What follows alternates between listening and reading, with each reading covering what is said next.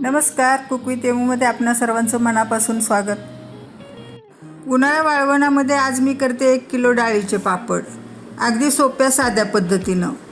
रामबंधूंचा readymade हिंगयुक्त पापड मसाला वापरून हे पापड भाजून किंवा तळून खायला एकदम चटपटीत कुरकुरीत लागतात। कसे करायचे ते बघू। पापड मी 1 किलो डाळीचे करते। त्यासाठी इथं मी अर्धा किलो उडीद डाळ आणि अर्धा किलो मूग डाळ घेतली। मूग डाळ न घेता फक्त उडीद डाळीचे पापड पण छान होतात। डाळ दळायच्या अगोदर ते साफ करून घ्यायची। डाळीतली असणारी पावडर काढून घ्यायची। ते आपण बारीक चाळणीने चाळून ओल्या कपड्याने चोळून किंवा एखाद्या मोठ्या भांड्याला कॉटनचं पातळ कापड बांधून त्यात डाळ चोळून घेऊ शकतो। मी पातेल्याला कॉटनची पातळ ओढणी बांधून डाळ चोळून घेणार आहे। पातेल्यावर ओढणी टाकून बाजूनी घट्ट गाठ बांधली। त्यामध्ये थोडी वाटीभर डाळ टाकली। ती हाताच्या बोटाने गोल गोल फिरवत चोळून घेतली। डाळ चोळून घेतल्याने डाळीवर असणारी पावडर खाली पडते। याच पद्धतीने सगळी डाळ चोळून घेते। डाळ चोळून झाली। आता ओढणी काढून खाली पडलेली पावडर दाखवते। हे बघा किती पावडर खाली पडली।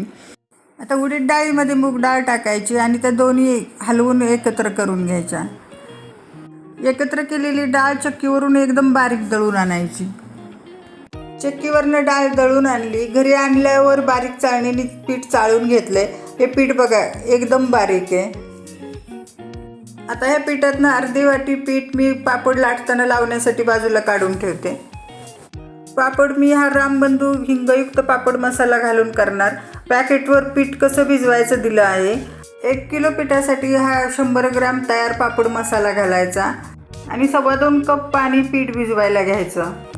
त्यांनी मोजून घेतलेल्या पाण्यात मसाला उकळून ते थंड करून पीठ भिजवायला सांगितलंय। पण मी मसाला पिठात मिसळून पीठ भिजवणार आहे, त्यामुळे मसाला सगळीकडे व्यवस्थित मिसळतो। पहिले तर पीठ भिजवायला मेजरिंग कपाने पाणी मोजून घेऊ। हा 1 कप, हा दुसरा कप आणि हा शेवटचा पाव कप। पीठ भिजवायला परात घेतली। पीठ परातीला चिकटू नये म्हणून ब्रशने परातीला थोडं तूप लावून घेते। तुपाऐवजी तेल पण लावू शकतो, पण काही दिवसांनी तेलाचा खवट वास येतो, म्हणून मी पुढे पापडाचं पीठ कुटताना तसंच त्याच्या लाट्या करताना तूपच वापरणार ना। परातीत पीठ काढून घेते। हे सगळं पीठ काढून झाले। त्यामध्ये रामबंधू पापड मसाला टाकायचा, पण त्या अगोदर मी पुरणाच्या जाळीत तो टाकून चाळून घेणार, म्हणजे एकदम जाड मिरं वर राहील। या जाड मिऱ्यामुळे पापड फाटतात। ते मिक्सरच्या भांड्यात थोडं पल्स मोडवर फिरवून मग पिठात घालते। हे बघा जवळून दाखवते। तुम्ही मिरं बारीक न करताही पिठात घालू शकता। मिरं मिक्सरच्या भांड्यात थोडं फिरवून घेतलंय, ते पिठात घालते आणि ते पिठात सगळं मिसळून घेते। मिरं पिठात मिसळून झाले। आता बरोबर मध्ये पिठात खड्डा करून थोडं थोडं पाणी घालत पीठ भिजवायचं। हे पीठ जमेल तेवढं घट्टच भिजवायचं आणि हे भिजवलेलं पीठ एका बाजूला सारून ठेवून परत कोरडं पीठ मध्ये घेऊन भिजवायचं। हे बघा सगळं पाणी मी वापरलेलं आहे आणि पीठ पण भिजवून झालं आहे। पिठाची कन्सिस्टन्सी बघा, घट्ट आहे, अगदी घट्ट नाही किंवा अगदी पातळ नाही। आता तूप लावून थोडं त्याला झाकून ठेवते। पापड मी उद्या सकाळी करणार आहे, पण पीठ चांगलं भिजावं म्हणून आदल्या रात्रीच हे पीठ भिजवून ठेवलं आहे। आता हे भिजवलेलं पीठ झाकून रात्रभर ठेवणार। हे आज आता पापड करायचे। भिजवलेलं पीठ आपण झाकण काढून बघू, चांगलं भिजलेलं आहे। आता याला थोडं पाट्यावर कुटून घेणार, म्हणून पाट्याला पहिले आता थोडं तूप लावून घेते।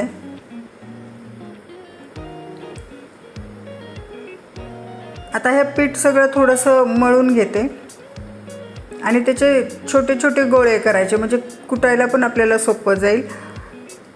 हे बघा एवढ्या पिठाचे मी 5 गोळे केलेत। आता याच्यातला एक गोळा पत्त्याने कुटायला घ्यायचा। हे पत्त्याला थोडंसं तूप लावून घेतलं आणि सगळीकडून एकसारखं कुटून घ्यायचा। हे कुटून झाला आहे गोळा। आता त्याला परत तूप लावायचं। आता त्याची लांब अशी गुंडाळी करायची। आता ही गुंडाळी अशी ओढून ओढून ताणून घ्यायची, त्याच्यामुळं पीठ लवचिक होतं आणि पापड छान लाटले जातात। हे पीठ ताणून झाले। आता त्याचा रोल करायचा। हाताने फिरवून असा एकसारखा रोल करून घ्यायचा। हा रोल झाला। आता सुरीला थोडं तूप लावून आपल्याला हव्या त्या साईजच्या गोळ्या कापून घ्यायच्या. मी इथं छोटे छोटेच गोळ्या केलेत. पापड मी छोटे छोटेच करणार आहे. आता त्याला परत थोडंसं तूप लावायचं. दोन्ही तळ हाताला थोडं तूप लावून घेतले. ते सगळ्या गोळ्यांना खालीवर करून व्यवस्थित लावून घ्यायचं. या गोळ्यांना लाट्या पण म्हणतात. आता याला दोन्ही तळ हातात दाबून असे चपटे करून घ्यायचं. हे सगळे चपटे करून झालेत लाट्या. आता ते सुकू नये म्हणून डब्यात भरून झाकण लावून ठेवणार आणि हव्या तशा लाटायला एक एक दोन दोन काढून डबा परत बंद करायचा. आता पापड लाटायला सुरुवात करू. पहिल्यांदा हातावर थोडं तूप घेऊन पोळपाटाला आणि लाटण्याला व्यवस्थित चोळून लावायचं, म्हणजे पोळपाट लाटण्याला पापड चिकटत नाहीत. पापड लाटणं नेहमीच्या लाटण्यापेक्षा थोडं वेगळं असतं. या लाटण्याला रेषा असल्यानं पापड लाटताना पीठ पुढं सरकतं आणि पापड पटकन लाटला जातो. पापड लाटण्यासाठी मी सुरुवातीला पीठ बाजूला काढलं होतं, त्यात ही लाटी घोळवून घेतली. आता पापड लाटायचा. पापड सगळ्या बाजूने एकसारखा लाटायचा. अधूनमधून वरची बाजू खाली, खालची बाजू वर करत लाटून घ्यायचा आणि लाटताना पोळपाटाला किंवा लाटण्याला चिकटायला लागला की परत थोडीशी कोरडं पीठ लावून व्यवस्थित पसरून परत लाटून मोठा करून घ्यायचा. पापड लाटताना पीठ लावण्याऐवजी तुम्ही तूप लावून पण पापड लाटू शकता. हे बघा, या पद्धतीने पापड मी लाटून घेतला आहे. आता हळूच पोळपाटावरून सोडवून घ्यायचा. हे बघा, पापड लाटून झाला आहे. आता सुकायला टाकायचा. घरातच न्यूजपेपरवर पापड सुकायला ठेवलेत. याच पद्धतीने सगळे पापड लाटून आणि सुकवून घेते. हे पापड लाटून झालेत. आता हे 1 तासभर तसेच ठेवायचे आणि 1 तासानंतर त्याची खालची बाजू वर करायची. हे पहा, या पद्धतीने खालची बाजू वर करायची. खालची बाजू वर केली की पापडाच्या कडा आपोआप वर उचलल्या जातात. हे बघा, या पद्धतीने पापडाची टोकं वर उचलली जातात. हे असा पण थोडा एक अर्धा तास सुकू द्यायचे आणि नंतर मग कडावर आलेला भाग खाली करत सगळे पापड एकावर एक ठेवून एक मोठा गट्टा केला आहे. हे बघा, हा अशा प्रकारे गट्टा केला आहे. पापड ओलसर असल्यामुळं एकावर एक ठेवले तर ते मोडत नाहीत. पापड ठेवण्यासाठी एक कॉटनचं कापड घेतले. त्या बाजूनी चारी बाजूनी त्याच्या कडा गुंडाळून असे पापड एकत्र ठेवायचे आणि त्याच्यावर जाड वजन ठेवले. त्यामुळे पापड परत एकदम चपटे होतात. पापड घरात सावलीत सुकलेत, पण ते वर्षभर चांगले राहावेत, जाळी लागू नये म्हणून सकाळच्या कोवळ्या उन्हात अर्धा तास वाळायला ठेवलेत. पापड वाळवताना पण थोड्या वेळानं खालची बाजू वर, वरची बाजू खाली करत वाळवायचे. पापड अर्धा तास कोवळ्या उन्हात वाळवून घरात आणलेत. हे तुम्हाला आता जवळून दाखवते. पीठ मळताना मसाल्यातलं एकदम जाडं मिरं थोडंसं मिक्सरमध्ये फिरवून घातल्यामुळं पापड अजिबात फाटले नाहीत. हे वाळवलेले पापड वर्षभरासाठी कपड्यात गुंडाळून उंच झाकणाच्या डब्यात ठेवून द्यायचे. आता हे पापड तळून आणि भाजून बघू. पहिल्यांदा भाजून बघू. पापड भाजायची जाळी लो टू मीडियम गॅसवर ठेवली. पापड चिमट्याने पकडून सारखा खालीवर करत भाजायचा. हे बघा, तो हळूहळू फुलायला लागला आहे. सारखा हलवल्यामुळे तो करपत पण नाही. पापड भाजलाय, थंड करायला ठेवायचा. आता पापड तळून बघू. मीडियम गॅसवर तेल तापायला ठेवलंय. तेल जास्त कडक करायचं नाही. चिमट्याने पापड पकडून अर्धा भाग तळून घेतलाय. आता राहिलेला अर्धा भाग परत तळून घ्यायचा. पापड पूर्ण तळलाय तो तसाच चिमट्यात पकडून खालीवर करत तेल नितळून थंड करायला ठेवायचा. हे दोन्ही पापड भाजून आणि तळलेले पांढरे शुभ्र झालेत.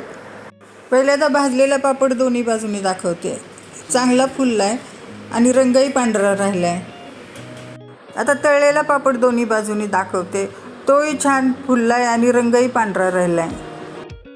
आपले हे पापड एकदम टेस्टी, तोंडाला चव आणणारे तर झालेत, पण ते किती कुरकुरीत झालेत ते मी दाखवते. हे बघा, एकदम चुरा होतोय. आता तळलेले पापड पण बघू कुरकुरीत किती झालेत ते. हे एकदम चुरा होतोय. 1 किलो डाळीपासून माझे या साईजचे 90 ते 95 पापड झालेत. तुम्हाला उडीद डाळ, मूग डाळ या मिश्र डाळींच्या पापडाचा व्हिडिओ कसा वाटला? व्हिडिओ आवडला असेल तर नक्की लाईक आणि शेअर करा. परत भेटू नवीन रेसिपी बरोबर. तोपर्यंत धन्यवाद. चॅनलला सबस्क्राईब करा आणि घंटी वाजवायला विसरू नका.